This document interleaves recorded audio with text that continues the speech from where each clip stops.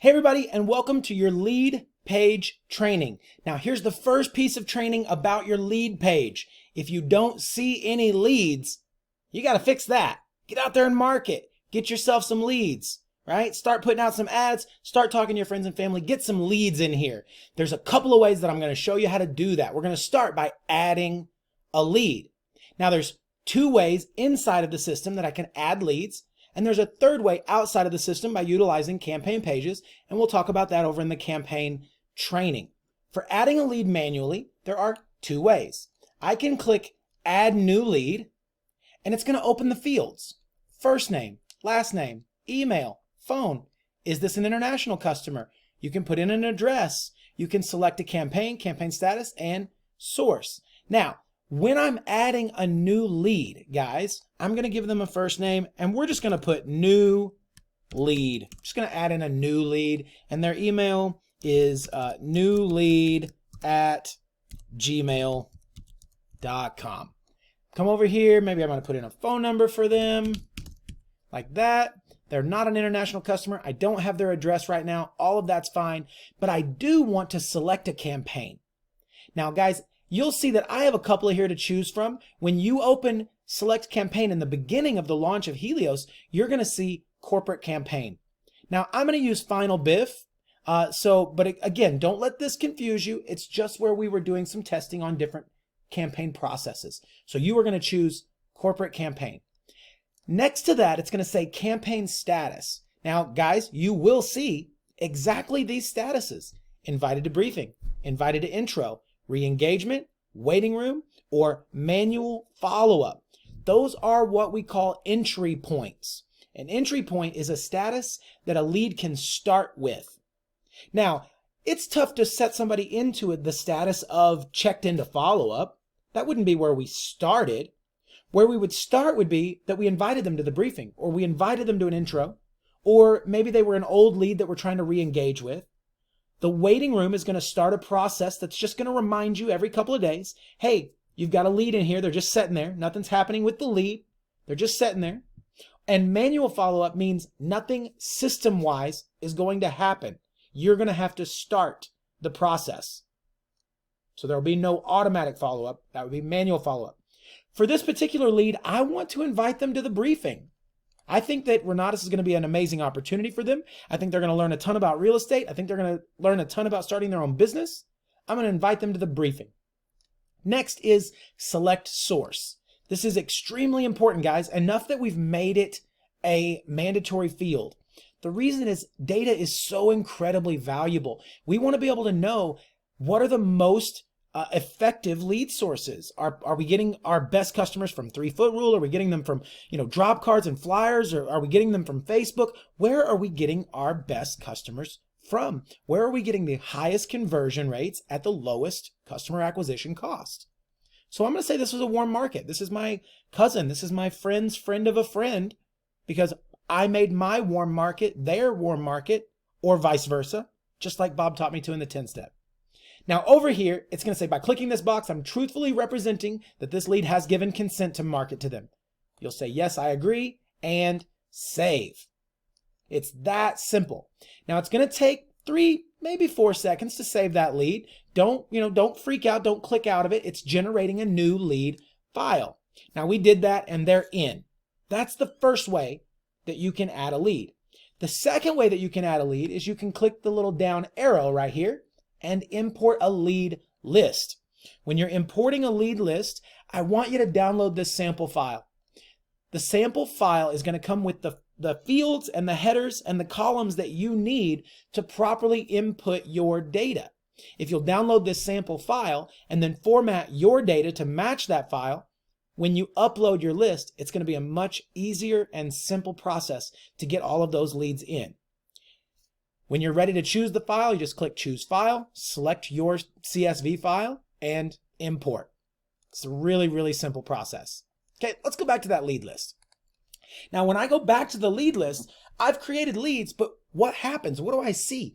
Well, you'll notice that we didn't use the normal table view that a lot of people are used to in normal softwares. We used what's called a container view. So we have more data on our screen in a less cluttered way. you'll notice we've got tons of things that we can look at all on this screen without making it all jumbled up and messy looking. But right here from this screen, I can see name, status. I know what that status means. I see phone number. I see email, when the lead was created, what milestone they've reached, which we will talk about over on your campaign training videos. I know whether I have protection. I know if I'm about to lose protection. I know I can peek their file, which I'll talk about in just a second, and I can take actions on their file, like maybe releasing protection or deleting a lead. So let's talk about each of these fields. To the left, the leftmost column here is a multi-select checkbox. If I check that, it selects all of the leads. Or I could say, I want this one, this one, this one, and this one. And now, because I've selected multiple leads, I have a multiple action box up here. I could delete, as an example, all of those leads at the same time. Now, I would like to not do that because these are our test leads, and I need this stuff in here.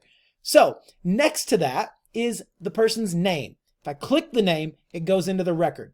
Below that is their status. Now, knowing a person's status is great. That's a really good thing to know. However, knowing what that status means is even more valuable because now you're able to communicate with that person at a better way. You know what's going on. So this person's invited to briefing, which means this status is used to invite a lead to Bob's briefing. Really simple. To the right here is phone and email, then date created.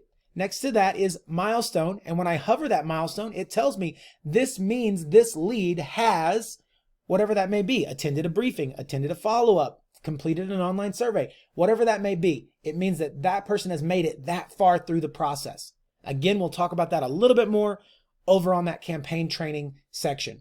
Next to that is protection, and we used a lot of green, yellow, and red through the system, guys. Lots of green, yellows, and red. Green means go, just like it did in kindergarten, just like it did when we played red light, green light, just like it's always meant. Green is good, red is bad, yellow means I want a little bit of attention. Hey, you know, maybe take a look over here. Now you'll see if I am unprotected, or excuse me, if my lead is unprotected, it's going to show red. If it's protected, but I'm set to lose protection, it would show yellow. And if I have protection in place for a long period of time, it will be green. It's just Helios' way of letting you know, hey, this person might need a little bit of extra attention this week. Let's get them to an event so that we can restart that next 30-day rolling protection. Beside that is one of my favorite tools of the lead list. It's a tool, I'm going to give a little credit where credit is due. It was a tool that Bob Tierney gave me the wonderful idea of this tool. And he said, you know, Eric, every time I would be on a long lead list, I would have to open up a lead, look at their notes, go back, open up the next lead, look at their notes, go back, open up the next lead. He was like, man, it would be so great if we just didn't have to do that. So with some communication between myself and Nancy Rowe and Bob Tierney and several other PAC members and the home team, and we created this concept of peek. Now, if I click this peek button, I can see that person's most recent notes, their most recent activity. I can register them for an event, place an order, put them on the do not call list, mark them as not interested. I can edit their highlights box. I can do all of these things without even opening the contact record. Now, guys, if you're trying to get through a long list in one day, this tool right here is phenomenal. It's going to save you a ton of time and a ton of clicking. This, ladies and gentlemen, is your lead page. What else can I do? I'm going to look at my leads. I can sort them. I can filter them. I can search them. Search right here. Filter. Maybe I want to filter by attendance. I could say, you know what? I want to see anybody who have attended any follow-up or attended any briefing or attended any intensive. I can also multi-filter.